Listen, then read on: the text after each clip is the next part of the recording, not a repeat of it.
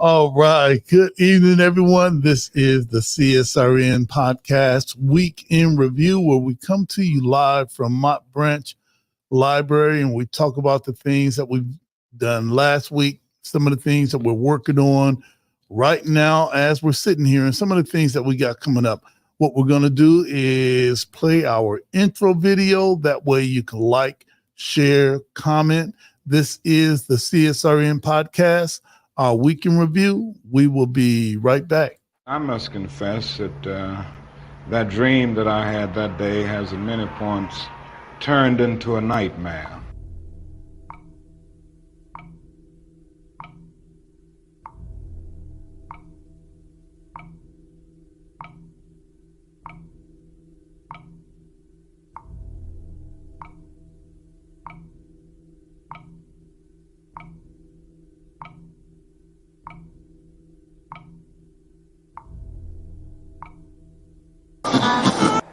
Now, the other thing that we've got to come to see now that many of us didn't see too well during the last 10 years, that is that racism not guilty is still alive in American society and much more widespread. Broke his neck after Baltimore police. A handful of protesters, a handful of criminals and thugs who... Many in moments of anger, many in moments of deep bitterness, engage in riots.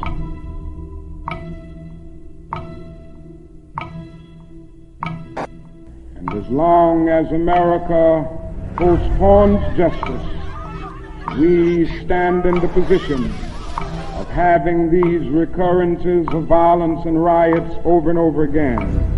Social justice and progress are the absolute guarantors of riot prevention. Mr. Gray's death was a homicide. The Negro was freed from the bondage of physical slavery. The athletes marched onto a stage. But at the same time, the nation refused to give him land to make that freedom meaningful. Freedom without land to cultivate. Freedom and famine at the same time. And create jobs for our people. The Negro is to be free.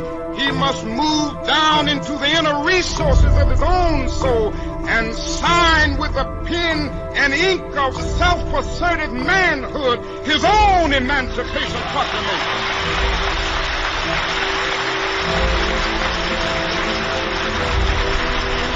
But I want to get the language right tonight. I want to get the language so right that everybody here will cry out, yes, I'm black, I'm proud of it, I'm black and beautiful.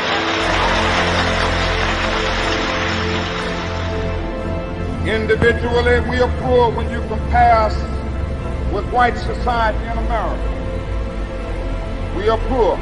Collectively, we are richer than all the nations in the world with the exception of 9. That's power right there if we know how to prove it.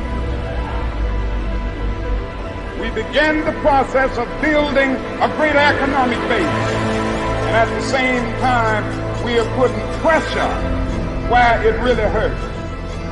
We don't have to argue with anybody. We just need to go around to these stores and to these massive industries in our country. Say, God sent us by here to say to you that you're not treating his children right. We come by here to ask you to make the first item on your agenda fair treatment where God's children are concerned. Now, if you're not prepared to do that, we do have an agenda that we must follow. And our agenda calls for withdrawing economic support from you. We mean business now, and we are determined to gain our rightful place in God's world.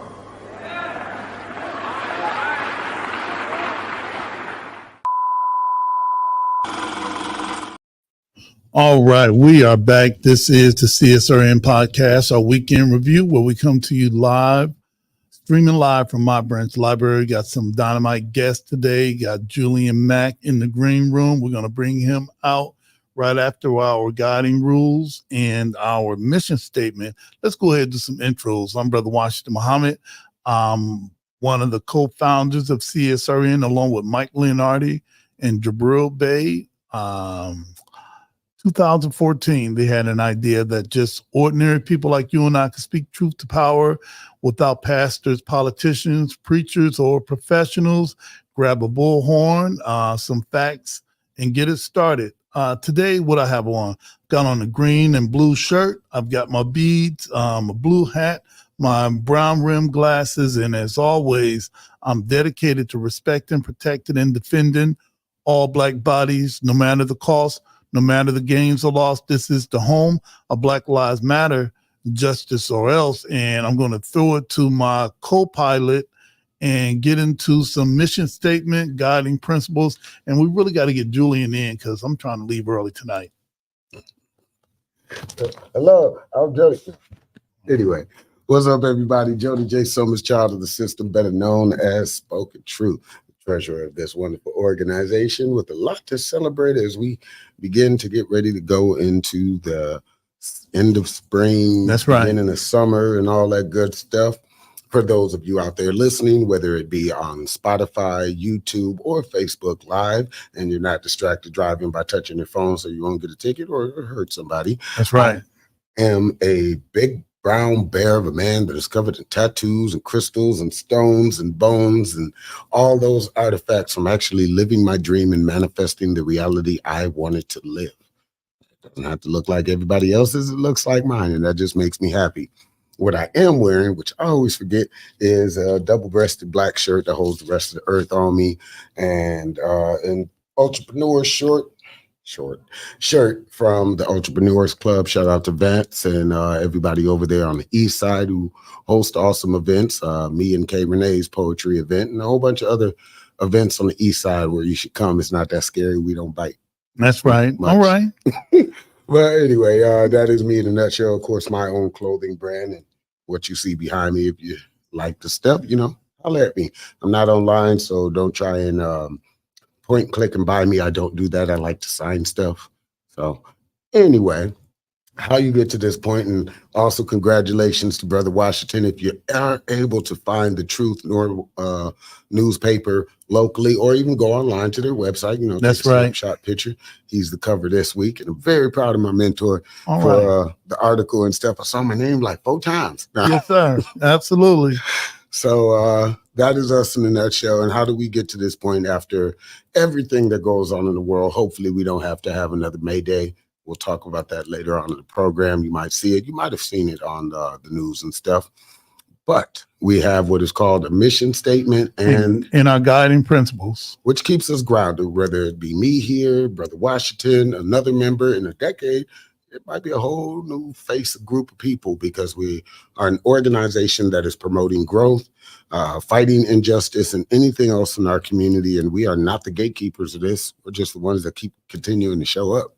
That's right. So with all that said, this is our mission statement. I hope you hear it. I hope if you got something going on that you take heed of this, and whoever you are trying to organize or partner or build with, they can give you a decade too. So let's get it. We are the Community Solidarity Response Network of Toledo, formed on November 25th, 2014, the day after it was announced that the killer, Ferguson, Missouri police officer Michael Brown, an unarmed teenager, would not be indicted. We bring awareness to the injustices experienced by Black men, women, and children who are disproportionately murdered, attacked, provoked, and harassed by law enforcement. Police brutality has to end. We bring awareness to the fact that most often, yes, most often, police brutality goes without consequence or accountability. Police impunity has to end. We utilize the tactics of protest, civil disobedience, event disruption, and citizen advocacy to give voice to those who are otherwise voiceless. We facilitate progressive, community-based events that help foster self-development And we discuss measures to hold local leadership accountable, yes, accountable to their sworn duties, be they politician, clergy, law enforcement, educators, etc., etc. We want justice, equal justice under the law. We want justice applied equally to all, yes, all, regardless of class, creed, or color, for all lives to matter. Black lives, yes, Black lives must matter. Injustice anywhere is a threat to justice everywhere. Reverend Dr. Martin Luther King, Jr. All right, let's get into our guiding principles. Our guiding principles is what keeps the, I don't want to say keeps the glue together, or just keeps us together. All right. And it goes like this: all Black lives matter, queer Black lives, trans Black lives, formerly and presently incarcerated Black lives, poor working class Black lives, differently able Black lives, Black men and women lives, immigrant Black lives, Black elderly and children lives. All Black lives matter and are the creators of this space. We throw no one under the bus. We rise together. Ashe. Ashe. And that means one who changes a thing, one who makes a thing happen. Thriving instead of surviving. Our vision is based on the world we want, not the one we're currently in. We seek to transform, not simply react. We want our people to thrive, not just exist. Think beyond the possible. Ashe. Ashe. Experimentation and innovation must be built into our work. Embrace the best tools, practices, and tactics, and leave those behind that no longer serve us. Ashe. Ashe. Evaluation and assessment must be built into our culture. Critical reflection must be a part of all of our work. We learn from our mistakes and our victories. Ashe. Ashe. Principal struggle can exist in a positive environment. We must be honest with one another by embracing direct, loving communication. Ashe. Ashe. Love, self-love is practiced in everything, in every element of all we do. Love and self-love must be a driver of our work and an indicator of our success.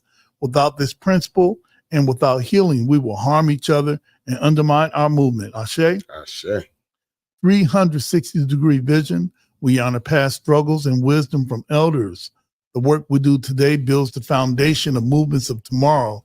We consider our mark on future generations. Ashe. Ashe. Self-care means we build resilient spaces by budgeting time, energy, and resources for healing. Self-care is a regular, consistent, intentional, and essential practice. Ashe. Ashe. The most directly affected people are experts at their own lives and should be in leadership at the center of our movement and telling their stories directly. Ashe. Ashe. Training and leadership development should be fundamental. Our movement must constantly grow and leadership must constantly multiply. Ashe. Ashe. Hey, Jody, before we take a short break, I really want to bring up our Kwanzaa word of the day. Yes. And that is umoja. Umoja means to strive for and maintain unity in the family, community, nation, and race. And that seems what CSRN was from the beginning. We brought everybody together, all of the activists, all of the protesters under one roof until we went on to do other things, but we still get it done. So what am I going to do right now? I'm kind of just moving this thing along. We're going to take a short break. We're going to come back with the inward revolutionary, our brother Julian Mack. This is the CSRN podcast, our week in review. We'll be right back.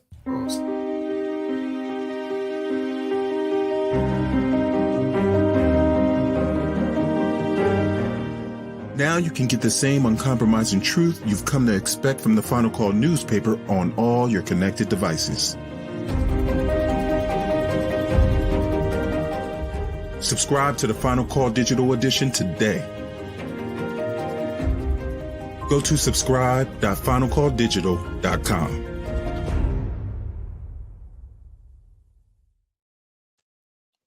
All right, we are back. This is the CSRN podcast, our week in review. Somebody still has the guiding principle tag up. Man, one day we're going to get some really good interns to make sure that when we come back, we're good. Hey, let's see if Julian can join us. join us on in here. Julian, our brother, what's going on? What's going on?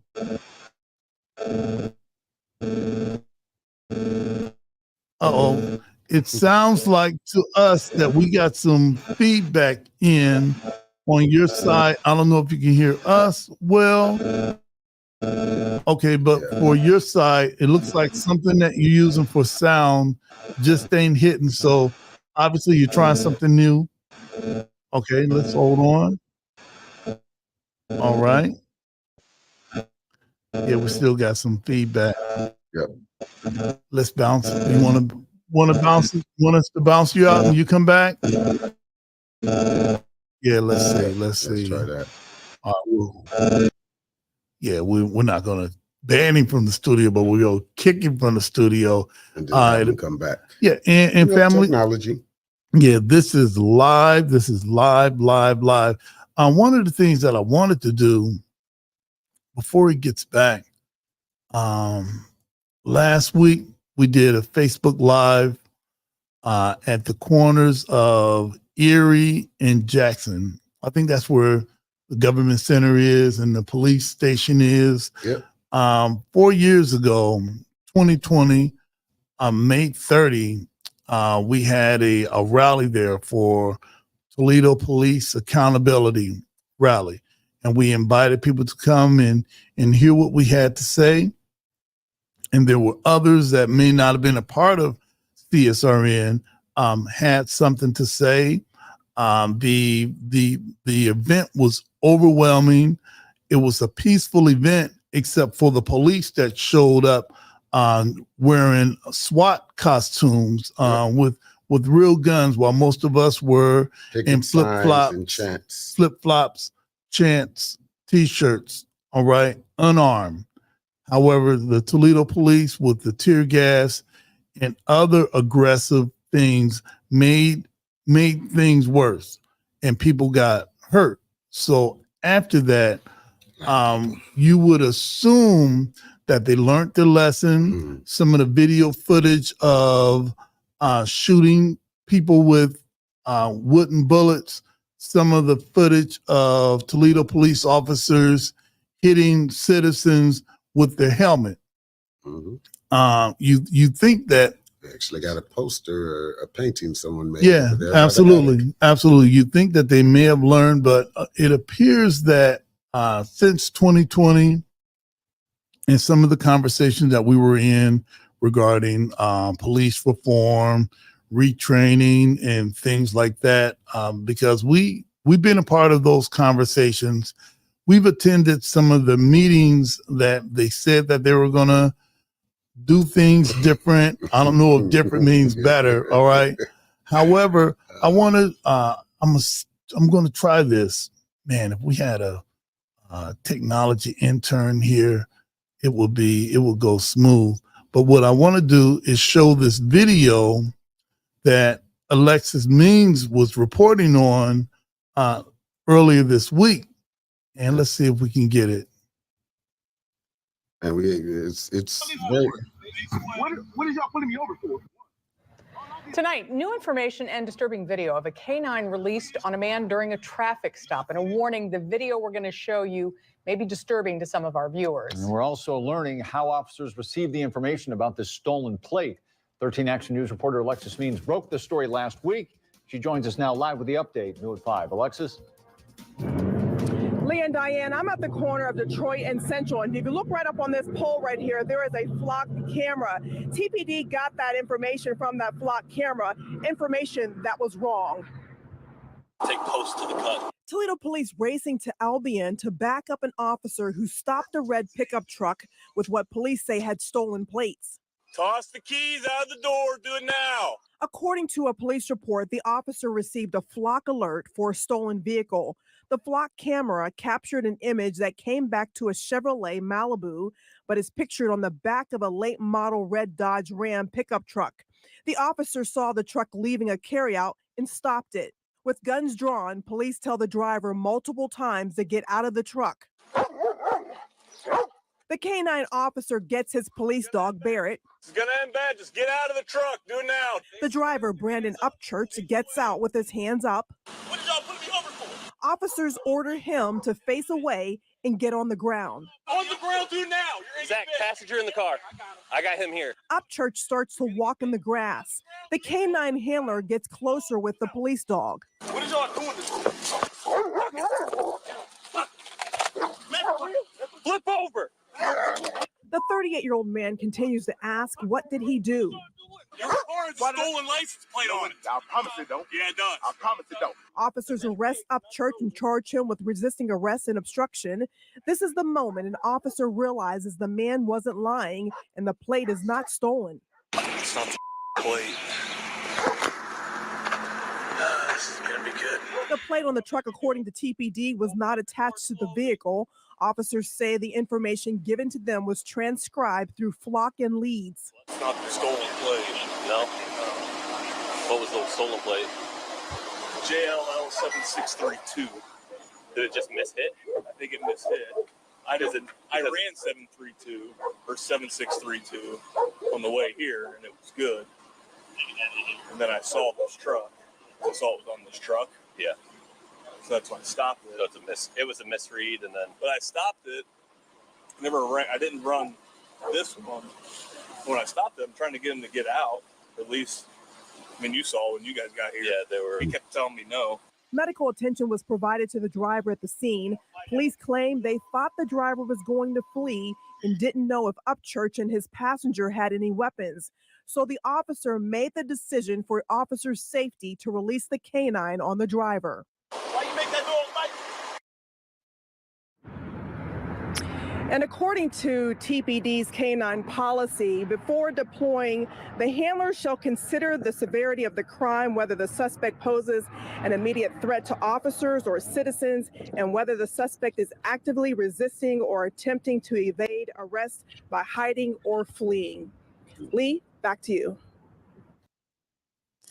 All right. Before we bring Julian back, we're gonna be running this clip again. We're gonna be coming back next week and talking about some of the things.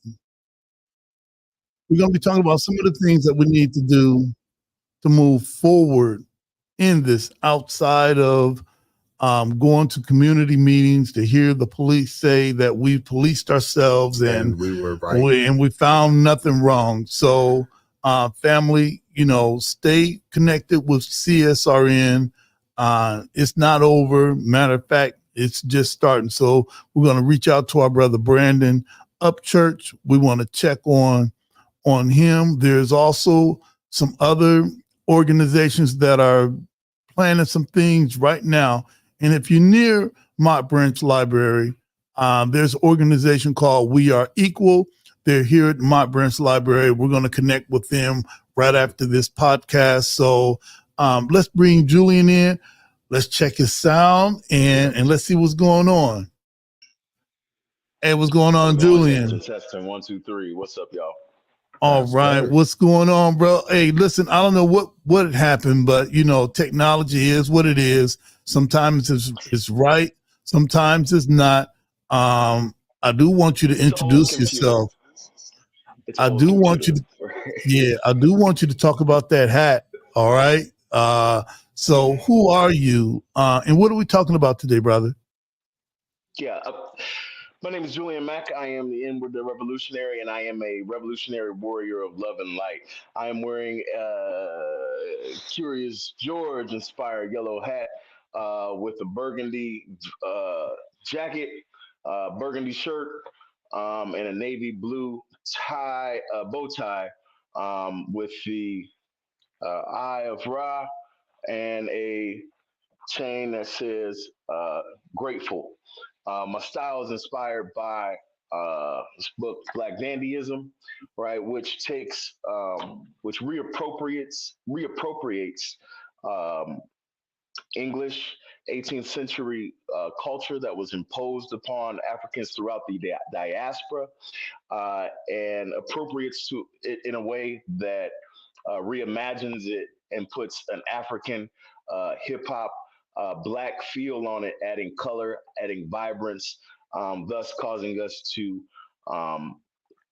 really reimagine and expand our masculinities and the way that we express them in a modern sense, and to reappropriate culture that was once oppressive to us and make it ours. All right. And as soon as we do this, I'm sure they'll try to appropriate it again. And by that time, we've moved on to something else. All right. That's what's up. That's hey, right. Listen, you've got a Black AF history fact today. We were chatting about it inside the messenger. What made you pick this Black history fact? It's a dynamite Black history fact that a lot of us didn't know. Matter of fact, I had to go, hey, let me look this up. Man, Julian do know what he talk about. Obviously, Jody owes me $5, but it is what it is. Pay that man, Jody. Pay that man. No, That's right. so this book is probably one of the most important books that has at least came out in the past 365 days by Michael Harriot. Black AF History: The Unwhitewashed History of America. Right, and I mean there is just a plethora of facts. What I love most about the book, though, is it's told as though we're in the living room, right? It's told with just a unique style that where it's like, you know, that only in a way that only Black people can tell Love it. stories. And so, in many ways, it mimics the oral tradition that is as old as Black folks ourselves, and but it puts it in word, right? And so, you know, I definitely thought of you, Brother Washington, when I read this initially. You being one of the uh, more prominent Muslim men in my life, you know, and uh, of course, whenever I think about 2020 and the pandemic, I think about the vaccine. I think about how other um, illnesses and pandemics have faced humanity as a whole, and usually it's you know, throughout this book there's a recurring theme of Black folks are the ones who save America, ironically, right? And this is no exception. And so the story is called One of Us Saves the World, and I'd like to just get straight into it. Let's get it. All right. In 1706, Boston preacher Cotton Mather received a tremendous gift in an offering plate, a human being. When Mather opened his tithe envelope and saw the blessing, he said it was a mighty smile of heaven upon my family, and decided to name the newly arrived African one of us after a biblical slave. Footnote: Peter Cottontail, too. Yeah, I said it. Peter Cottontail is a bootleg Bugs Bunny. Mather was very unoriginal, as are most people named Cotton. One would have to think that one of us found Mather to be a little dim-witted. After all, Mather wanted one of us to worship the same white man, Jesus, who apparently hated witches and gave away slaves on his birthday. Mather disliked one of us because one of us also refused to convert from Islam to Christianity because one of us intelligence made him seem wicked and thievish. At any rate, Cotton Mather didn't trust one of us, especially when the slave told Mather something impossible to believe, that he knew how to cure smallpox. At this time, the disease was ravaging the colonies. When Mather was asked his smart mouth slave if he had ever contracted smallpox, one of us answered yes and no. One of us showed his owner a scar on his arm and explained that he had undergone surgery in Africa that made him immune to smallpox. Mather balked. There was no way he was going to take some medical advice from a black slave who didn't know that Jesus was white. Then, in 1716, Mather was reading Dr. Emmanuel Timenosis writing Philosophical Transactions. Timenosis was extolling the virtues of inoculation from Constantinople, which was under Muslim rule. That's where one of us was from.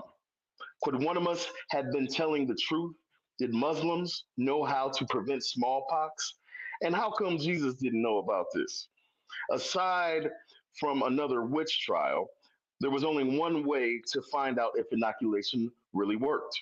After questioning one of us further, Mather followed the African heathen's instructions to cut himself and rub the pus from a smallpox sore into the cut in order to make himself immune. After trying the cure on himself, Mather finally believed one of us was starting one. After trying the cure on himself, Mather finally believed one of us and started telling doctors everywhere, even sending letters abroad. But American medical professionals thought Mather was well out of his mind for taking advice from Africa. Boston's elite argued that it was immoral to interfere with divine providence. But one physician, Dr. Zabadal Balstein, no relation to Zabadal Balstin, took one of us advice, pricking smallpox sores, which weren't too hard to find at that time, and injecting the pus under the skin of willing participants.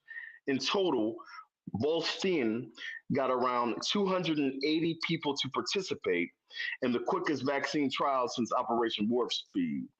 For their efforts, Mather and Balstin were pillared by the local press, including the New England Courant publisher James Franklin.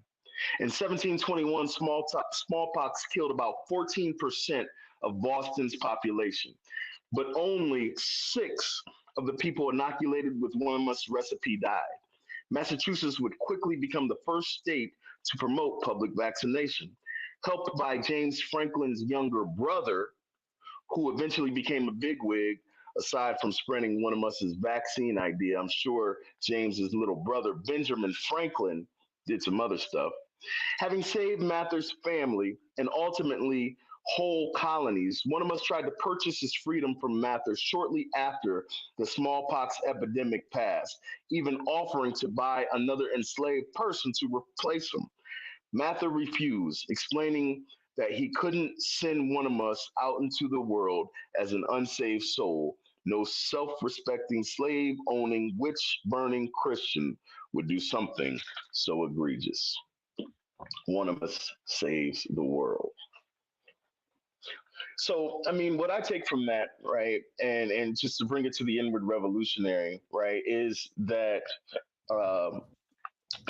life is a journey, not a destination, right? And we don't always know where the pains, the cuts, the wounds of the past that have hurt us may heal ourselves or someone else in the future, right? We don't know how and when that will happen. I've just been experiencing time and time and over again that the most painful aspects of my life turn out to be the most purposeful lessons, right? As I continue on my journey through life, which is learning, through learning, which is life, to be the best man I can possibly be today, right? And so just like one of us saved the world, let us not curse our challenges. Let us not curse our cuts and our wounds, for we don't know how that may, perhaps make us immune from trouble that's coming, or may be the solution, right, to trouble that's coming that we don't even know yet. All right. Well, I feel like we should be snapping our fingers after that. And yeah, that's the reoccurring thing, that anytime we've shown our excellence in the world that we're trying to save, it ends up being used against us. We end up being minimized, and sometimes we end up being totally erased. I see that something's happening with his feed, but I want to thank Julian for bringing that book, Black AF History, and I think that that's something that we should highlight, and maybe have a Black AF History a moment here, just as we have our Kwanzaa history or our Kwanzaa word of the day. Let's bring Julian back in. I got a couple other things that I wanted to ask you. Hey, we were just talking about that book, Black AF History. What was it that made you interested in that book? enough to pick it up? Well, I've followed Michael Harriet on Twitter for years now, probably a decade and a half, and he always seems knowledgeable. He always seems funny, right? And I think I've read other books in the past by him, and I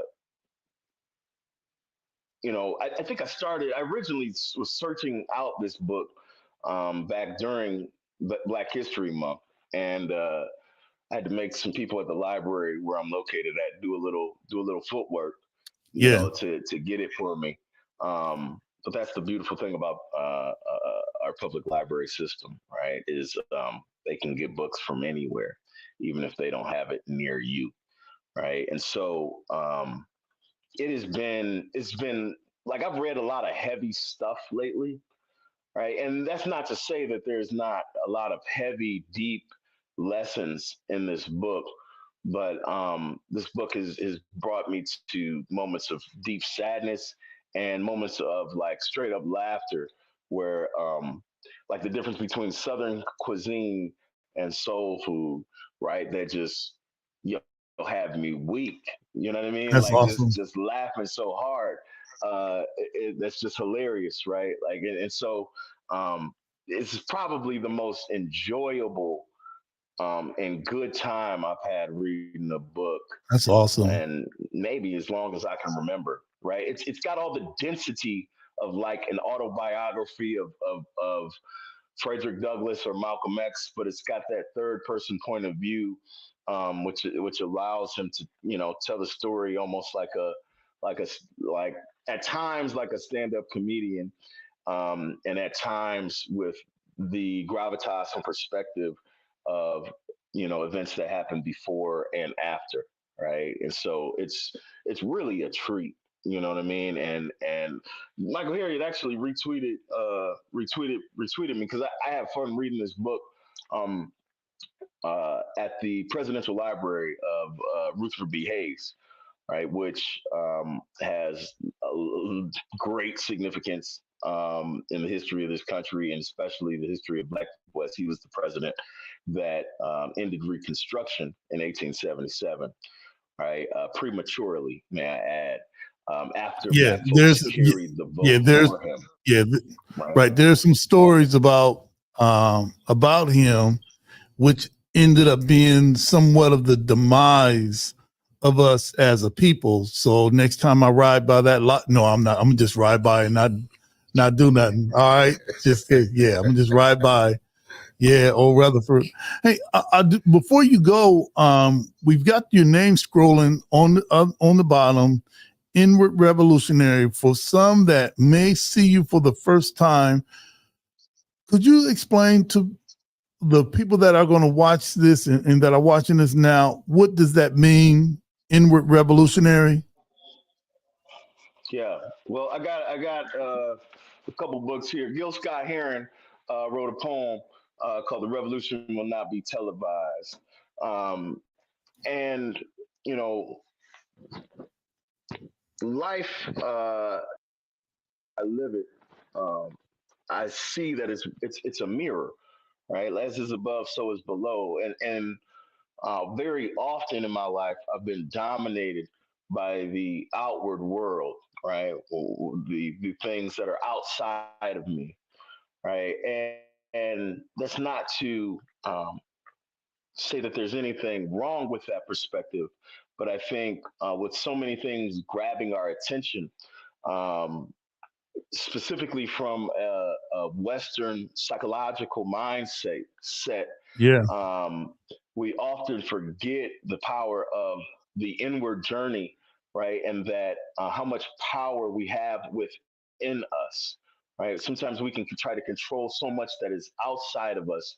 We forget that peace, love, happiness, and truth all lie within us, right? And those are aspects that, regardless of the pillaging that we have gone through generation after generation, those are aspects of our power that no one can take from us, right? Only we can give them away, right? And understanding that those values fundamental values that make us strong and reveal our strength. Um, just like that's what's revolutionary, right? All It's right. not just about the revolution, what happens day one after the revolution, right? And if we're not leading with love, if we're not leading with trust, if we're not leading with honor, integrity, care, right? All of the things that and the aspects of life that make us whole as people, right, then inevitably we will be headed down a slippery slope of mimicking the behavior of our oppressor, right, and then oppress our and continue, uh, uh, hurt, right, and instead of healing, progressive healing, right, and so All if we right. are going to heal the world, we must heal ourselves. All right. I said I had two questions, and all right, I'm hoping that I could get to my second one, and we only got 2 hours to go. Hey, listen, why is it important that those of us that call ourselves activists and and protesters and concerned citizens, why is it important for us to know about that inward revolutionary? Well, because we live in a capitalistic system that will use us up, right? We see, the continuing, the founding and the continuing drive of this, of what causes this country to go is human beings as a commodity, right? That will continue to eat you, right? Eat your spirit, eat, what you value in life, and leave you with nothing but bones, right? And so, understanding that there is only, ourselves, and if we value ourselves, it's important that we value our emotions, our thoughts, our behaviors, and move in alignment. Because getting caught in the hamster wheel of capitalism will inevitably, it's designed to empty us out of all of the good stuff that we have that connects us, and that really truly causes us to overcome, and to not just to overcome and survive, but to thrive, and be innovative, creative, and think and behave beyond what we ever thought was possible. All right. Bonus question. Putting you on the spot. If in our guiding principles, we say that self-care is a regular, consistent, intentional, and essential practice, what does the inward revolutionary do for self-care? So presence is key, and mindfulness, right? So in the I've been really focusing lately, as we had this eclipse, the kind of perspective of alignment really was brought to my attention, and then just what it means to be in the right environment at the right time, right? You know, many in the present, right, in the right now. It's always right now, right, and in the present, there are no problems. There's only solutions and opportunities. There's things to do, right? Oftentimes, when me personally has been caught up in overwhelming depression, it's been from living in the past, right? Thinking of my problems, or inward or outward conflicts in a past tense um, framework, or being dominated by anxiety by thinking them so far in the future contract. Is the action to take in the present, in the now, right? And so mindfulness, is George, is Parliament and Funkadelic said, once upon a time called right now, right? So what does it mean, right, for me to, and for all of us, right, to be the heroes of our own story, and to be the ones that we've been waiting on, and make the action now, today, that's really needed for the solution. And I believe wholly and fully that it starts from the inside out. right? Everything starts from the inside out. All right. Hey, look, we're going to take a short break. We're going to come back with our guest. I never thought that I would hear a P-Funk quote, all right, from you. I'm like, you're not even old enough to know that. But, brother, much love and respect. And tap back in. We know that you working triple shifts. And as my lawyer used to always say, better you than me. But much love and respect, brother. Yeah, I've been blessed to move into a different career, and I'm really excited about it. Things are really shifting for me, but I made sure, just so you all know, I've got Tuesdays and Wednesdays off.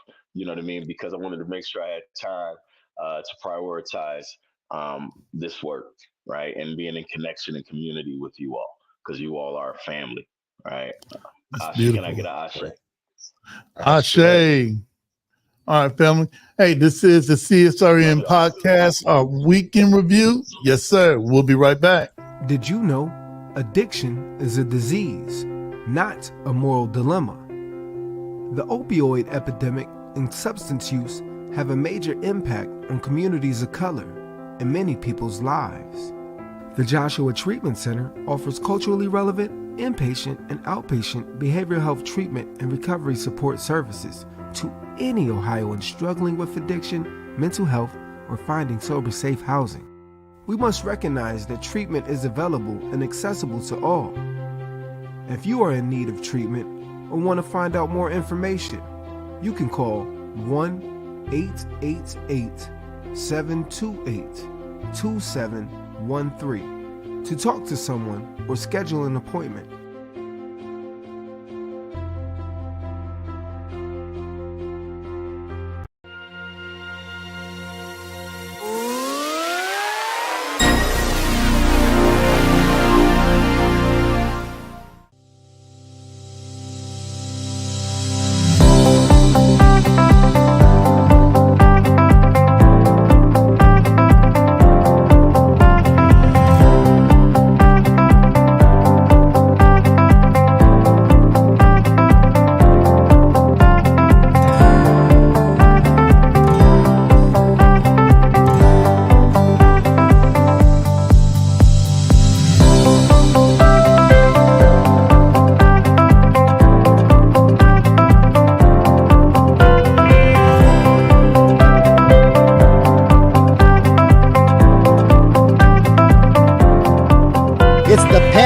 Canal. En esta hermosísima ciudad de Orlando. I'm here in Barranquilla, Colombia, and in sunny Miami.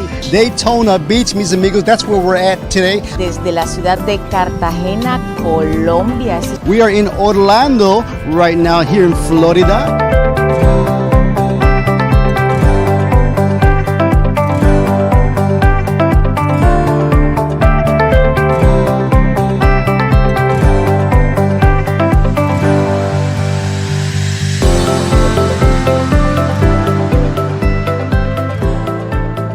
I'm Helene Sheets, Director of Marketing and Communications at beautiful Lourdes University, and we've been a proud sponsor and supporter of Voces Latinas TV for over a decade. It has been a fantastic partnership. It's been our doorway into the Latino community. We've met so many incredible people, created so many partnerships. Our students absolutely love the connections we've made through Voces Latinas TV, and we're looking forward to at least another decade, 2 decades.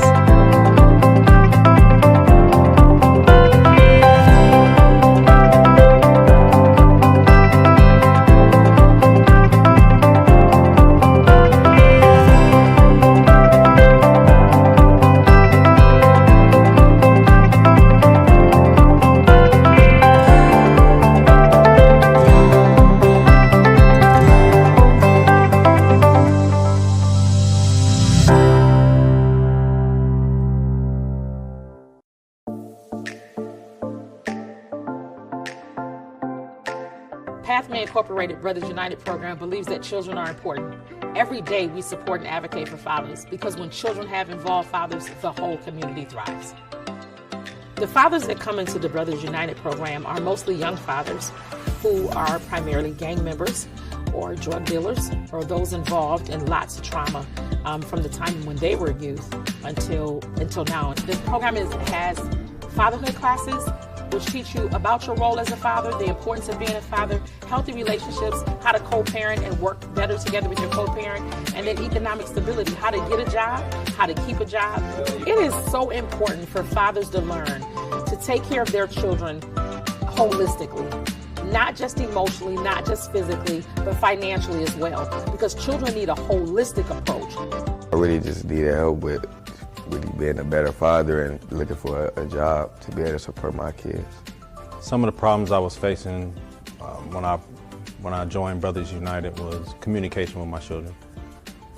Had some time apart from each other for a while, so they gave me the tools to really get back in communication with them. Fathers will come into our program with their heads down. 2 weeks later, their heads are up. 3 weeks later, they're laughing and talking. 4 weeks later, they're building a bond. And by the time we get to 8 weeks, they're saying, hey, we want to stay here. What can we do to stay connected? It gave me a better perspective on how to look at things from other people's point of view. You know, sometimes us as men, we get caught up in being prideful and arrogant, thinking we don't need the help. We do. And we just have to put our pride, selfishness, and arrogance to the side. And when the help is there, take it. Hope plays the most important role in everything that we do, because we have to have hope. We have to remember that fathers are important, and we have to not only say it, but we have to live it, we have to breathe it, we have to do it, we have to convey it to everyone. Let's get a BU Nation on 3, fellas. 1, 2, 3, BU Nation! The dads give us hope. The dads supply for us on the days when it gets hard. On the days when we've seen more violence than we ever want to see. On the days when we've lost some dads to jail or to murder, they give us hope. And so the hope that lives can change, if you invest in them, if you believe in them, then lives can change. Brothers United changed my life, I would say, because of where I come from, what I've been through. I learned to understand it is help out there. Don't be scared to ask for it. If you don't reach, you can't grab. That's it. They made me more employable, more desirable by employers, which in turn helped me provide for my family and provide for my children and my grandchild. So it makes me a better man, a better father, and a better example. It showed me like how to be better to my kids, so I went and got custody of my son. My son been with me for a couple months now. So this showed me how to be a better parent all around, just a better man, period. Initially, I didn't know that it could change men's lives. I didn't know that fathers could change. But it's amazing to me when fathers come back a year later, 2 years later, and tell us thank you. Or they'll make a Facebook post and say, look at what I'm doing now. It's amazing to me about the level of work that we've been able to do and the lives that we've changed in just a short period of time. And the fathers who come back and say, thank you, I needed you, and you were there. Shout out to Brothers United, man. Be you.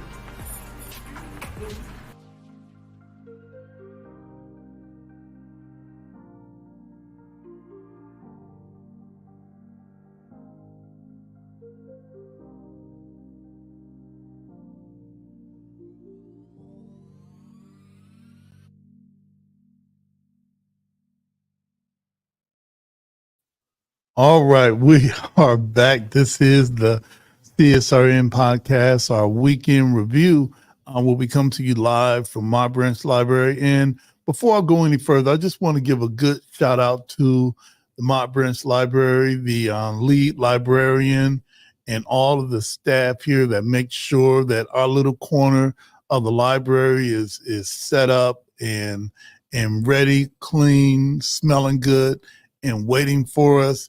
And sometimes there was one time, Jody, we forgot to, I say we, because I just lump you on in there with it. We forgot to reserve the room, and there was already someone in here. And they're like, okay, well, let me see what I can do. And whoever was in the room, they they were graceful about knowing who we are and knowing what we do, and they were able to switch rooms with us, and that saved our, that saved our podcast for that day. What I want to do, we're waiting for a dynamite guest to come in, but what I also want to do was do some community shout outs and solutions. And there's something that's called Toledo's Top Talent.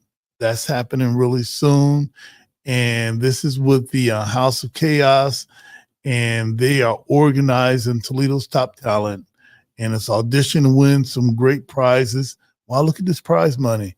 First prize is $2,000. I need to find out what can I do. There's got to be something that I could do that's worth. Battle rap. Yeah. I might want to dust off my old rap, my rap folders and tablets from 1989 and 90. I'm sure there's one rap in there, one bar that I could use that might give me $2,000. Second prize is $1,000. Third prize is $500. That's a lot of money. And House of Chaos is about working with our young people and showing them that we care and showing them a better way. So hopefully we'll get Amina and everyone to come in and talk about this soon. Because right now there's no date. Right. There's not a date yet. They're just letting everyone know that this is happening. And if you want to see them in person, man, they're right on LaGrange. I don't know what that street is, but it's right across from the Zablocki Center. And right, across the street from, I think the it's old Toledo School of Arts. Is that? No, now you got me messed up. No, it's right there on LaGrange. One block south, one block east of Central. And you'll see it has the House of Chaos. They have the sign up. They've got a lot of things going on there. Before the church or after the church? Before the church. Okay. If you get to the church, you're going too far. Okay. If you get to the church, just come back one block. Look to the left. I think I know what that said. A friend of mine is actually Yayo, and the 419 Academy is having a grand opening on that same block, May 3rd. Okay. All right. That's what's up. So shout out to everyone from the House of Chaos that's making things happen in our community. And I'm going to put something else up here that I think you might know about. And that is 419 Day. So have you ever participated in 419 Day, and what can people expect? I would say yes. All right. But for me, it's like more of a citywide event. I know it started on Junction and everything, and I think I've done one of those. I do so many events. My daily life is like, oh, that's awesome. When people give me dates and stuff, and it's like I was there. So I believe I participated this one. I'm going to see what I could do. All right. It's like so many events. The 27th, I have like 5 events. That day I'm actually performing and featuring at an event. If you check my reels, we'll talk about it on this show because you might get demonetized or all that other stuff. But that day I'm performing later on. Tomorrow I'm performing. And yeah, if you can come out, I really want to say I have been a part of one of those. It's trying to remember events is very difficult once I've, done the accomplishment, been there, done that, and on to the next one. But I know Junction Coalition is a great organization that has been hosting stuff. It has been previously done by other people. There's actually a couple of them. Latrice, I believe, is having one, or not, Alexia Sims. She's having a 419 Day too. So it's kind of becoming a citywide day. So are you saying that, and I'm getting re-educated now because I always thought 419 Day was on Junction Avenue only between Dorr and Nebraska. It was pre unspeakable virus we don't talk about, but in the new world of pop-ups, trade shows, and all this stuff, everybody has the opportunity to do something. And I think that's good. All right. Similar to when we started Juneteenth, and we started ours at the Doug, but everybody can have their own Juneteenth wherever they want. Exactly, and I know that day is going to be popular. My last count was 7 events in Toledo. All right, yeah. I'll probably be back at Wallbridge with that organization. But yeah, I think that is good as long as it doesn't get too thinned out and there's proper advertisement or community involvement in these things. I think that's the big part that's somewhat lacking, is because somebody sees something and they're like, oh, it's on my day. No, you should not do that, because Toledo, we're a village, we're a community. I don't care if I'm not going to be there. If I think it's good for the community, I'm going to share it. Yeah. If I have something else on that same day, dimming your light is not going to make mine any brighter. So why do it? There's a lot of, now since people have gone on and told all the thing to get monetized, now people won't like people's posts or comment. And I can tell you for a fact, as I've been on social media for over 20 years, we still see that. So if you come across our page and you don't like, you don't comment, I still see that you ticked across my analytics. But to me, at that point, I don't care. I'm doing me, and again, manifesting the reality I want to see. Hopefully you'll get to a point where you're appreciative of somebody else doing something on your day. People have birthdays on holidays. Can't get mad because of that. No, you can't. No, you can't. You know, I wanted to give an update. There was something else that we were talking about last week, where we had our brother Brian Chambers. Yes, and I believe you were able to make that. Yeah. There we go. Our guest is about to walk in a moment. Right. We were talking about Brian Chambers. And he had his appeal last Wednesday. We were at the Lucas County Court of Appeals.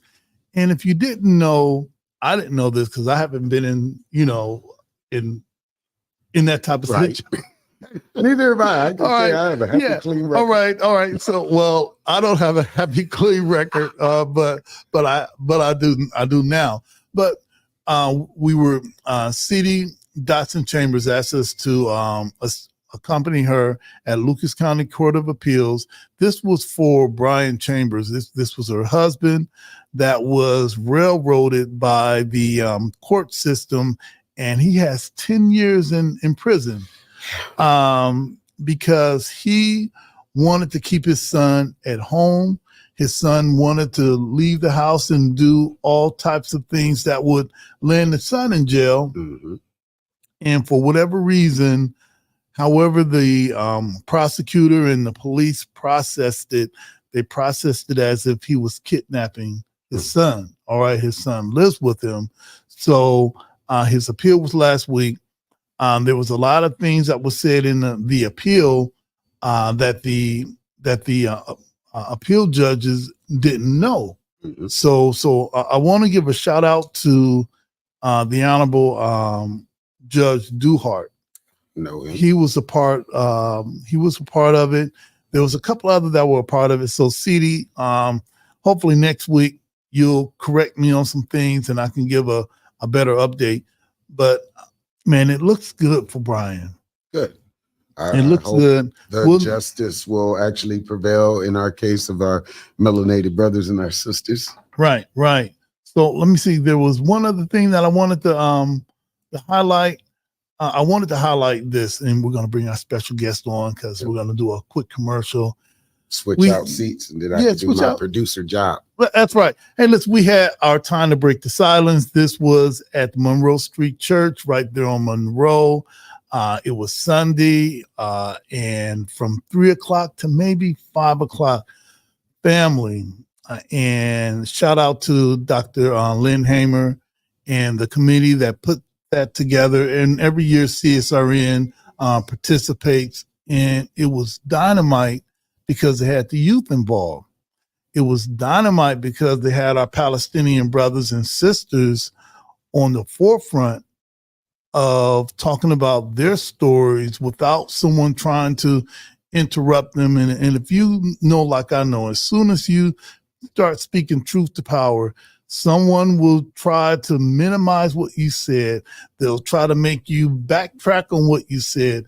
but it was none of that was happening. And if it was, I would have been there. Hey, look, we hear everybody's story every day on CNN, on MSNBC, on Fox. You hear their version every day. Okay, let me calm down. Hey, listen, we're going to have our sister on. We're going to talk about the issue of our Palestinian brothers and sisters in Gaza and why it's important for us to recognize that it's our fight too, because we're dealing with the same colonizer here, all right? The same colonizer. So, hey, stay tuned. This is the CSRN podcast, our weekend review. We'll be right back.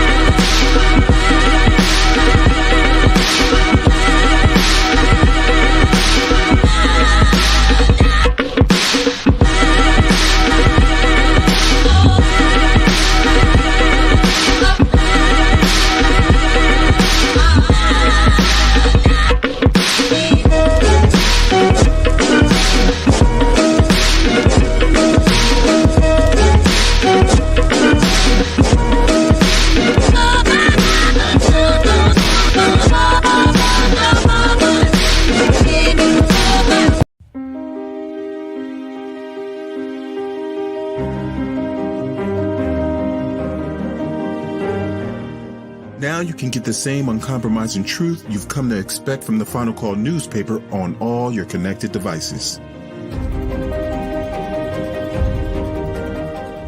Subscribe to the Final Call Digital Edition today. Go to subscribe.finalcalldigital.com.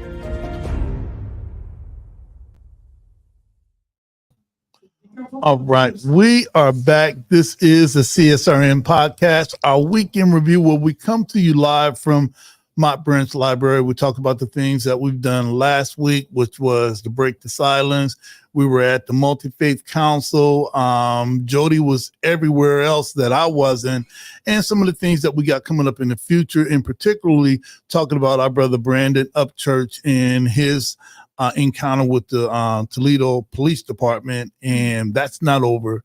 It's not over. It's not over. However, for our guests in true CSRN tradition, we always ask, who are you? What are you wearing? And what are we talking about today? Okay. Yeah. So hello everyone. My name is Wadat Kanaan. I am a second generation immigrant. I am Palestinian, born and raised here in Toledo, Ohio. By trade, I'm a therapist. And I guess in my free time, I like to call myself an activist and an advocate. What am I wearing? So today I have on a kufiya, which is a symbol of Palestinian resistance and also just Palestinian culture and resilience as well.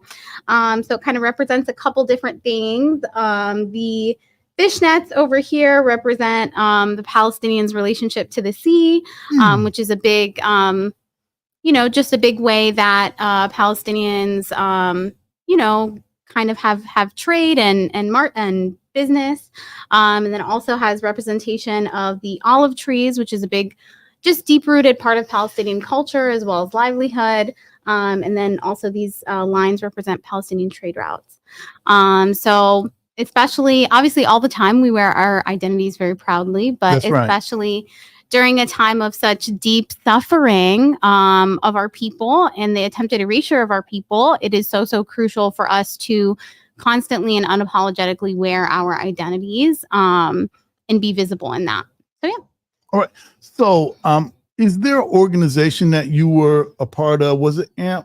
Yeah. So I am a member of American Muslims for Palestine, Toledo chapter, as well as kind of just try to be involved in other local groups and things like that. So yeah. All right. Man, what I wanted, how did you get involved? Because most times a lot of us just don't want the trouble. Mhm. We don't want anyone to object to our opinion, and some of us remain silent. What is it about you that you obviously you're not silent, all right? And you could be. Yeah. Why are you so vocal in your support for man, I want to pick the right word, just for the humanity of our people Yeah. and the brutality that's happening right now, which is, for a lot of people, we can't talk about the brutality or Mhm. unless we're blacklisted, all Mhm. right, or else we'll shut down. But I'm not a part of that. Yeah. We're going to talk about it today. Absolutely. What made you decide to be an activist? Yeah, I mean, I think sometimes we joke that as Palestinians, I don't think we have a choice. Obviously, we do have a choice, but I think that whether we like it or not, I think my identity has been politicalized since I was born because, for most people, saying where you're from is not a political statement. It's just saying where you're from. But when you're Palestinian, all of a sudden, it is a political statement. That's right. So I think that our identities are truly what inspire us to make sure that we are speaking out. I think I would say, yeah, first and foremost, I think it's my identity. But more than that, I think, regardless of if you're Palestinian or hold a different identity, I think that all of our liberations are really interconnected. And it's cliche, but cliches exist for a reason. Yeah. None of us are free until we're all free, right? And so That's right. I think when we kind of, if hypothetically speaking, if I wasn't Palestinian, when we think, that's not my struggle, that's not my fight, what we're saying is that we are okay with being a part of the problem. Right. When injustice is happening, you have the choice to be a part of the solution or a part of the problem. And I want to go to sleep at night with a clear conscience. I want to know that, even if I wasn't able to create the monumental impact that I would hope to have, I want to know that I at least was able to be on the right side of history, that I'm not a part of the problem. And when we live in a country like the United States of America that is contributing to the genocide of the Palestinian people, our governments make us automatically complacent, whether we like it or not. So again, we have the choice to fight against that complacency and rid ourselves of that, or we have the choice to be a part of the problem. Yeah, that's beautiful. All right, and as you were talking, I was thinking about we complacent in our neutrality makes us complicit. Absolutely. Absolutely. And I know that when we started organizing, one of the principal people that assisted us was our brother Amjad Dumani. And me and my brother Amjad, we met maybe in 2000, 2001, 2003, because he was showing this video called Loose Change regarding the inside job of how the World Trade Center came down. Okay. And when we started organizing with CSRN, the struggle that our Palestinian brothers and sisters have endured since 1947. Am I right? Yeah, 1948, 1947, yeah. Right. It's our struggle. Absolutely. It's our struggle, and it's not a separate struggle. They're not separate. And I think that for Black people in America, somehow we've been dumbed down too, to think that, well, they're not a part of us. We don't know them. Well, most of us as Christians, if we love Jesus, that's where Jesus is from. All right. So how are you going to love Jesus and see his people being done that way and think and then go worship again on Sunday? How we as Muslims here in America that say there's no God but Allah and Allah is the greatest, but when it comes to the struggle and the plight of the Palestinians, we're like, well, I don't even know where Palestine is. All right. So all of us got some skin in the game. And if I'm in America, at least I can put forth this vision that Black people and Palestinian people are on the same side in America at the same time. All right. So that's my contribution to this. Yeah. And we're not backing down. You know, we even have we've got, if you could see our set, everybody may not be able to see our set. But maybe one day we'll do some type of webcam and show our set so you can see some of the revolutionary things that you might see in back of us, but you may not see our bear. We have our Louis Farrakhan, our bear that normally has the red, black, and green flag, but we've got our draped with our Palestinian struggle colors today and everything else and we even have our American flag upside down because that means that's the sign of distress. Yeah. That's the sign of distress. And if there's a country that's distressed, it's the one that we're in right now. All right. So, AMP, how did you come to learning about AMP, American Muslims for Palestine, and how did you get involved? Yeah, so American Muslims for Palestine has chapters in, a bunch of different states. I would say my first contact with the organization, the Chicago chapter, is a very large, well-organized chapter. They actually have an annual conference. So that was my first exposure to AMP. We would go to the conference that was in Chicago. They usually have a conference around Thanksgiving time during that break. A lot of people have, break for school and work. So yeah, I would go to their conference. And then a few years ago, some Toledo folks who kind of go to the conference every year decided to bring a chapter to Toledo. So when they came into town like a few years ago, maybe 2-3 years ago. I wasn't personally on the board like originally when they brought the group to town, but I was, involved in their events and I would help out where I could. And then in October, as we all know, the need for more boots on the ground fighting for Palestine became so much more necessary. So that's when I kind of decided to take a more active hands-on role versus just somebody who comes to the events. So yeah, I mean, I think in life, I don't think we're ever truly ready for things. I think, sometimes things happen and then we just need to step up and we need to make it happen. That's beautiful. Because this is one of those times that you step up because I'm sure our presidents never send us a text and say, hey, Brother Washington, we're going to be doing some police brutality in the beginning of June. Get ready.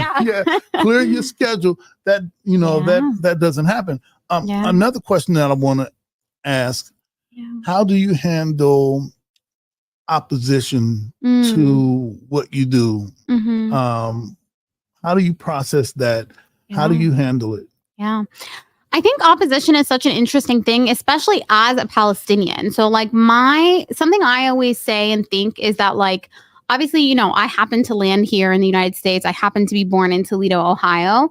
But like, that wasn't because of anything I chose. It's God's planning that I ended up here. That's what's up. Right. So I always think that as Palestinians, even Palestinians in the diaspora, American Palestinians, we are not immune to violence against Palestinians. We are not immune to that. I could go visit my family and God forbid something could happen to me or God forbid something could happen to my family. So this is not like these other people have this issue and I'm helping them. This is our issue, So I think that's a big thing for me. And so when I experience opposition or I experience people saying, I'm not really comfortable speaking on that, people who maybe I formerly considered to be friends or colleagues and things like that, I think it makes you look at people differently because it's like, again, I'm not immune to this violence. So what you're saying is you wouldn't be willing to stand up for me. You're on your own.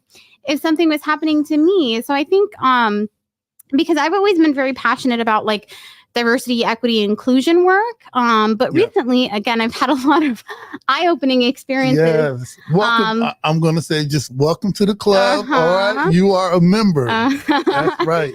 I've had very eye-opening experiences about folks who claim to be these like inclusive, amazing, we care about everybody. But when there's a genocide happening, we can't speak up against it. So that's huge. So, I mean, honestly, it's been, like I said, very eye-opening, but for me, like, I I kind of feel like good riddance, like if I'm seeing people's true colors, I think that is a blessing. I think that seeing people for their true colors is something that, is a part of growth and is beneficial. That's beautiful. Unfortunately, it's a reminder of how much work we have to do. That's right. We have a long road ahead of us. But yeah, I mean, I think being very real, opposition is huge. I mean, they will not just be like, oh, I disagree with you and I don't like you. You got people trying to come for your job. You got people trying to, harass you. You got people, spreading false information about you, but I've definitely, I feel like learned to kind of be like, okay, I mean, if that's how you feel, now I know how you feel and I'm going to act accordingly. And we love that because doing this work, you have allies in the cool of the night. We're together. Black Lives Matter, and we're with you. Let's all link arms. However, when that one thing happens that they have to get challenged, either it's defunding the police, either questioning the Democratic Party, or questioning some of our faith leaders and political leaders that aren't doing what they're supposed to do. When you need them for that, now it's, well, Brother Washington,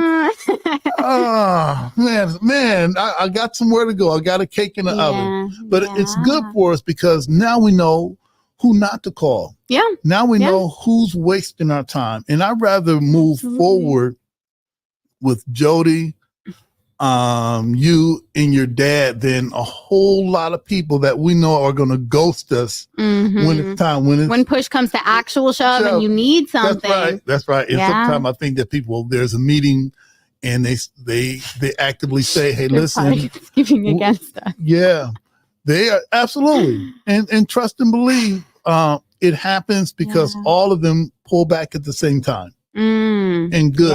Yeah. And I'm glad that you said good riddance. All right. Yeah. Last question. Which in activist work, I want to talk to you about, you said you were a therapist. I wanted to ask, what do you do? How did you get into that? But I also wanted to, I want to ask that. Then I want to ask you about self-care. Okay. And then we're going to get out of here before they start clicking the lights on and off. Okay, you're a therapist. What kind of therapist, and how did you, and why therapy for you? Yeah. So I went to school for social work. When I originally picked my degree, I didn't necessarily know that I for sure wanted to be a therapist. I was always very passionate about being involved in the community, and I was always very passionate about helping people. So, what better to do than social work? I think that I wanted to do something involved with the community, but I didn't necessarily know just what yet.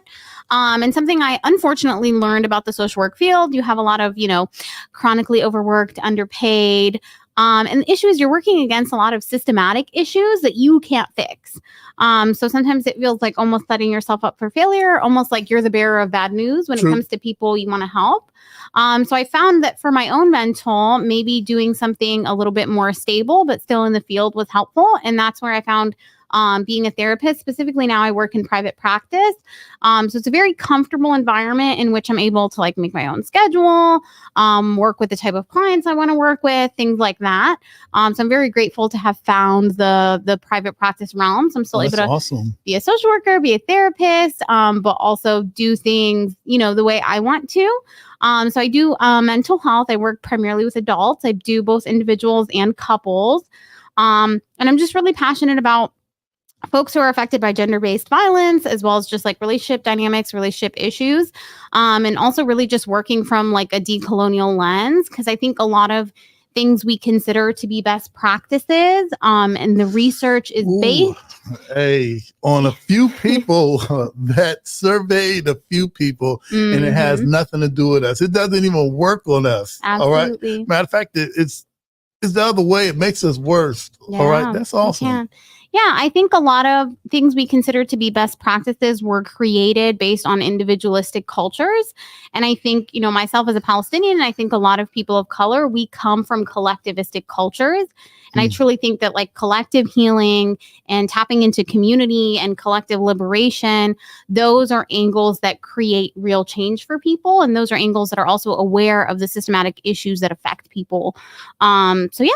Okay, I'm thinking, Jody, I should be writing these things down because I got to go to work tomorrow. That's my field, mental health and treatment. Yeah. So, awesome. last question: what do you do for self-care?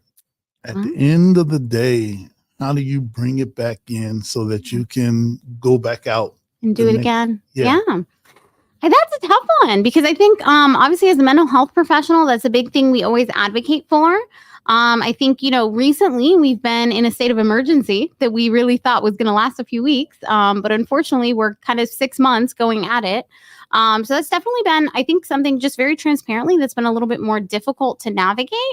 But for me, again, I think tapping into community is huge. So tapping into support systems, allowing space for those negative emotions, allowing space for the anger, the sadness, the grief. Because I think, in the midst of a genocide, we should be feeling all of those things. Those aren't emotions we should be turning away from. We should be actually tapping deeper into them.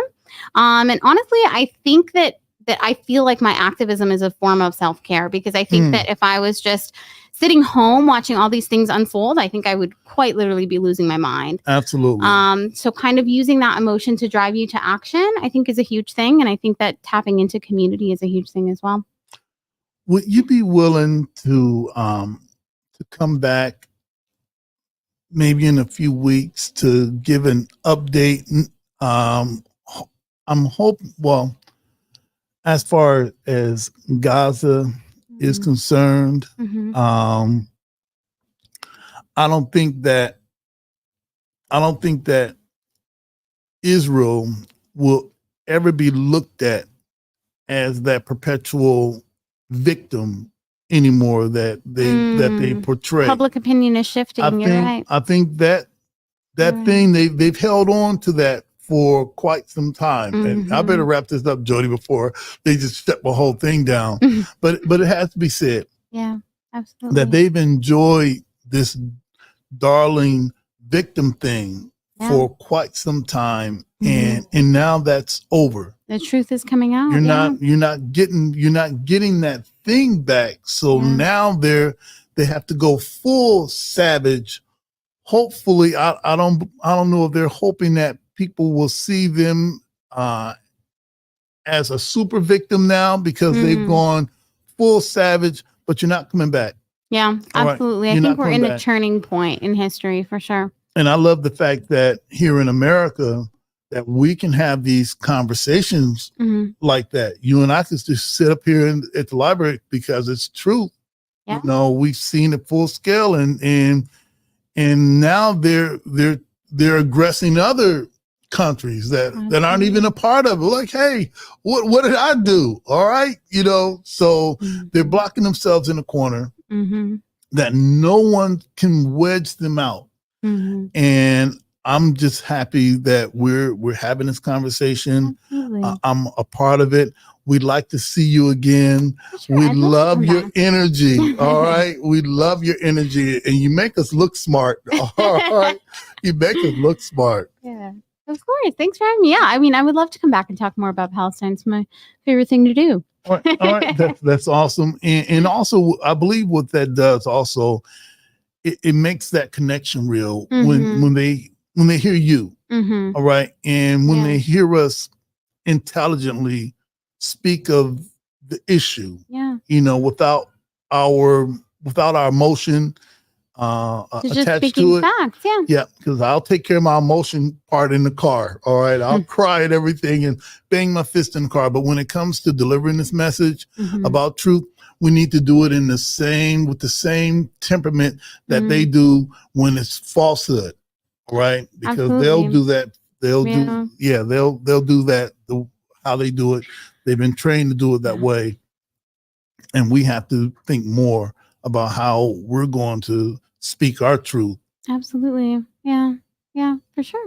All right. I would love to come back, but yeah, thank you so that's much for awesome. having me. All right. Hey, let's I forgot to ask. If someone out there that says, hey, listen, I'm an American Muslim and I want to be involved in the American Muslims for Palestine, how do they get in contact? Yeah. So we have events. We have several events a week. We do both educational as well as advocacy as well as protest. And we also just do some like community building activities as well. So we are on Instagram, AMP_Toledo. That's a place to find us, and we post updates and events and things like that. Yeah. All right. And also, if you missed anything that she said, we're going to start sharing everything on our page. So if you're like, hey, what did she say? Because she was talking really fast. Hey, look, we're going to share it on our page. So everything that AMP does, we're going to share it to our page so that if you want to be involved now, most of us say if I were live, then okay, well, you're live now. All right. We say never again, and it's now. Yeah. And it's now, and it's as hot as it's ever been. Absolutely. Now. So now's the time. Get up off your rusty dusty and join us in this fight. I want to thank you once again. Thank you even so brought your much. dad here. Yeah. All right, that's right. That's what I'm talking about. All right. Yeah. Hey, family. This is the CSRN podcast, our weekend review. We'll be right back.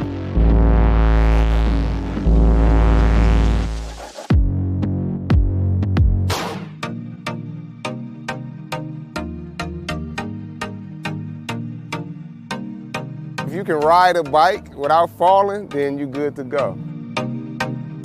Bike Rides Matter, it's a community bike group. We get together for fun, fitness, and fellowship. We ride weekly.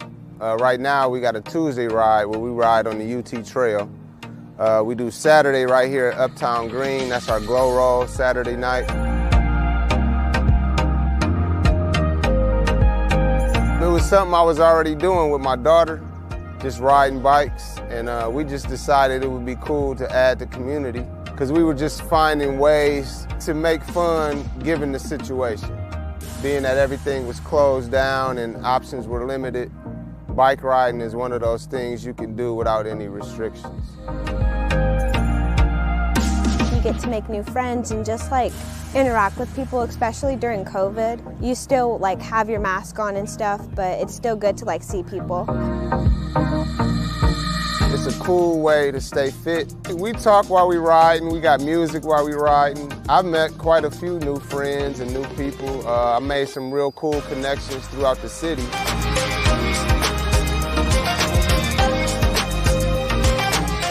Take advantage of the time you have. Take advantage of this pandemic. I know it's a lot of restrictions, but you can be creative and find new ways to have fun, one of which is this right here.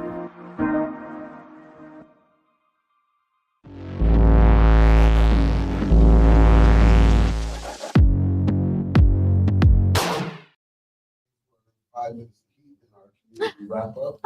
Hey, right now, family, you're seeing some behind the scenes. We're getting some pictures taken. It's not often that we get pictures taken. Yeah, beautiful, beautiful. And people, let's see the seat swap this time. Hey, listen, it looks like I'm here by myself. All right. We've got some parting gifts. We've got some parting gifts for you too before you go. You're welcome to stay to the end of the show. We got about 5 to 10 minutes to wrap up. Just a couple minutes. Yeah, please. All right. Right. Hey, I don't have my headphones on. All right. So they get to see all the movies. Yeah.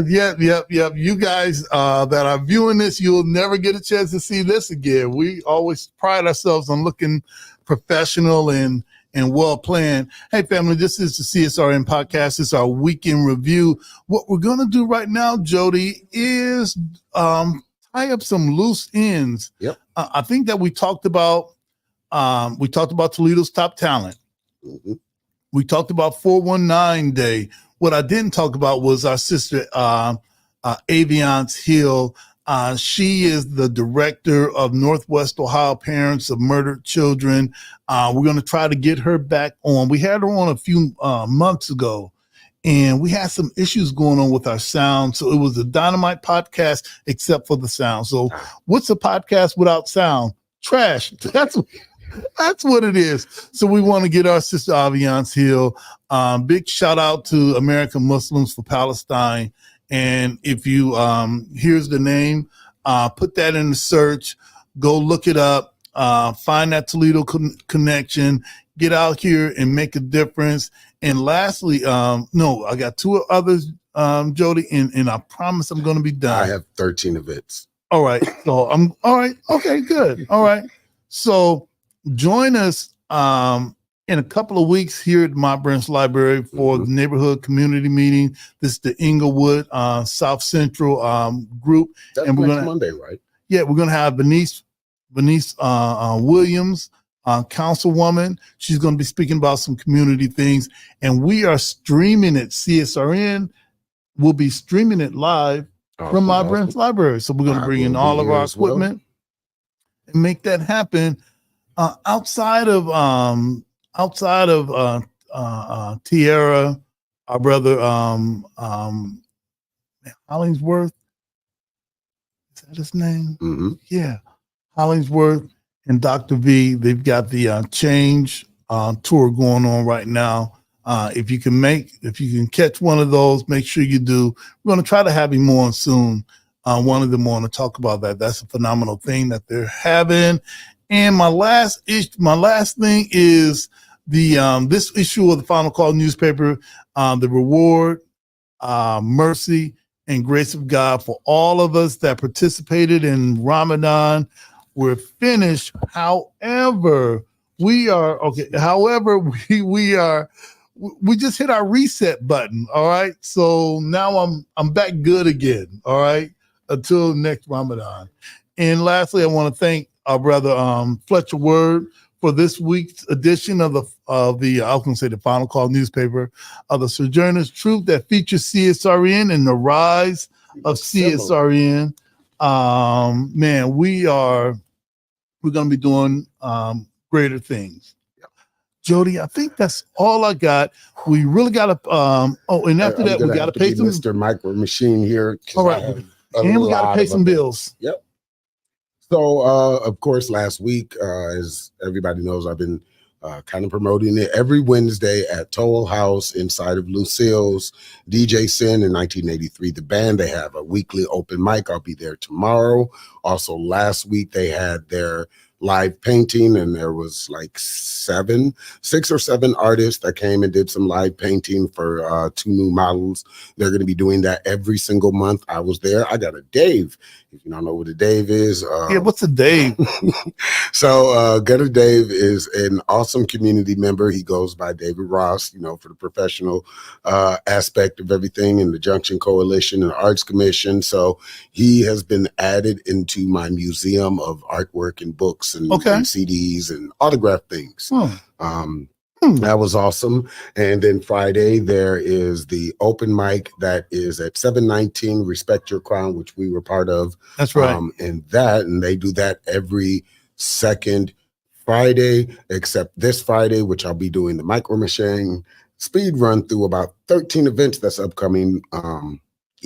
So that was last week for me. There was some other things. If you look on my page and see the events that I go to, that's always fun. And then today I was at the Big Green Chair on Channel 11 for Donate Life. I do that every year with Rochelle for Pink for Paco, as her daughter donated her organs. This was the first year you'll just see me there by myself. Okay.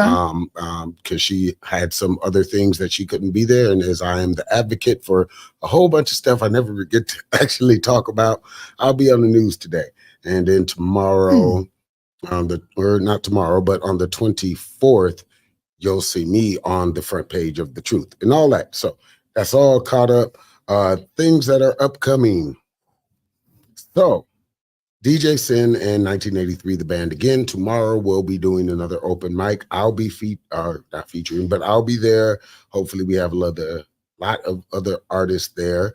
On Friday, there are a lot of events going on. I am part of one of them, which is again at 719 Phillips. Respect your crown. We are doing the first ever 419 Smokers Open Mic. If you're 420 friendly, that's all I can say about that, because, monetization, if it's not somewhere or everywhere. Also on the 19th, we have the Junction Coalition that's doing their thing. And Latrice Holmes, she's doing the Bag Lady thing. Check that out. It's on our page.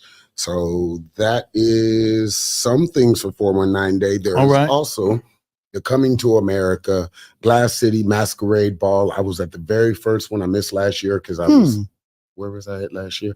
Last year I was in Japan. Yeah, that's right. So that's why I left us. You left us. All right. But they're having it again. That is going to be at the Glass City Metro Park, Glass City Pavilion. I'm not sure if it's sold out or not, but you would definitely have to check for them.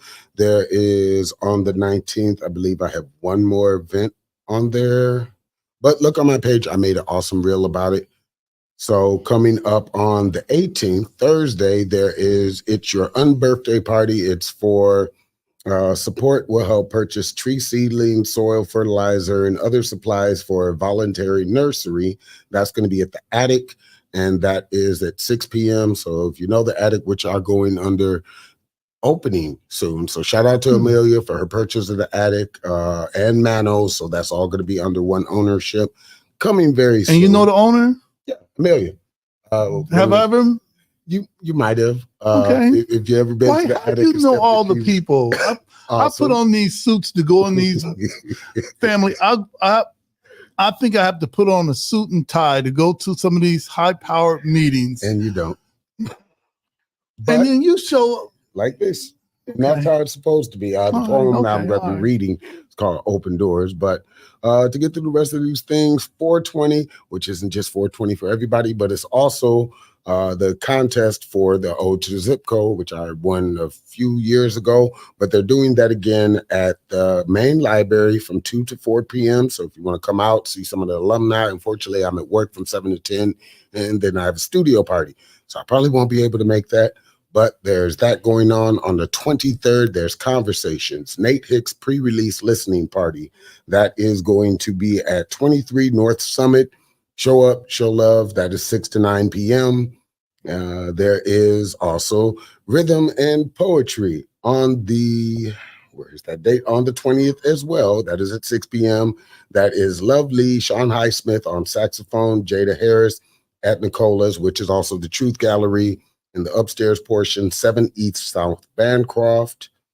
And there's just a couple more. There is also the Human Library going. The 27th is going to be such a very busy day. But the main library is doing a human library where you'll come and unjudge people by hearing their stories live. It's like checking out a book. I was at the very first one. It's an awesome experience if you ever get a chance to go. On the 18th, I know I'm messing up the dates here, but there's the Open Expressions, Painting and Crafts and Food at St. Paul's UMC. That is downtown. They do also Lifeline and a whole bunch of other things, so hopefully you can make it.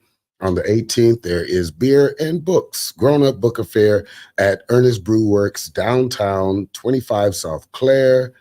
And I think I am almost through. No, I am not, because there is on the 27th, Urban Holistics. They're doing their 4th annual Minority Health Fair. This year, we're going to be at UT. So if you can come out, that is from 11 to 2 p.m. Hope to see you there. I'll be there vending, doing all the stuff. Also, my good and best friend who got me into plays and everything, Saturday, April 27th, 1 to 4 p.m., West Branch Library. We are holding auditions for Stuck in the Rain. 9 years later, after the whole the water bloom that we had, we're doing it again. Also on the 27th, our auditions for the Power Tour. There is going to be here at Mott Branch Library in the recording studio. So if you're a singer or anything like that, this is about something that's political. I have a poem called Knock Knock about my story of canvassing until I became an elected official. So if you have something that is on that to, get people to the polls and awareness of who their local people are, judges, mayor, city council, all that stuff, this is a great event to come to. And I think that is all my events that I got on. Again, check my reel for the page. It's on our page too as well. And So 5 minutes of heat. All right. Well, while you grab that, let's pay some bills. Family, if you love what we do, please subscribe to our YouTube, like, share, and comment. We're trying to get 100,000 subscribers. That way we get one of those plaques that they'll mail us. All right. Yep. And not saying how close we are, but we need you to subscribe. Yeah, like, we need you to subscribe, tell your friends about it. Even come on the page and comment and tell us you don't like us. That still builds the algorithm. Right. That's right. That's right. We got plenty of those. All right. If you like what we do, you want to support it, you can support us via Cash App. That's the hashtag CSRN 419 or PayPal CSRN 419. Follow us on Instagram, Facebook. Listen to us on Spotify, and you can hear our sister talk about her scarf, what she's wearing, and why she does what she does. Subscribe, subscribe, and share. For YouTube. We really need that. And also follow us on X, formerly known as Twitter. All right.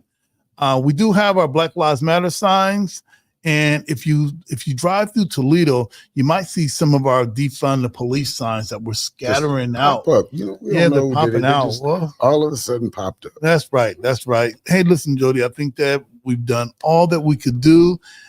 It's like maybe 15 minutes to 8. They let us stay in here a little bit extra longer. What do we have for 5 minutes to 8?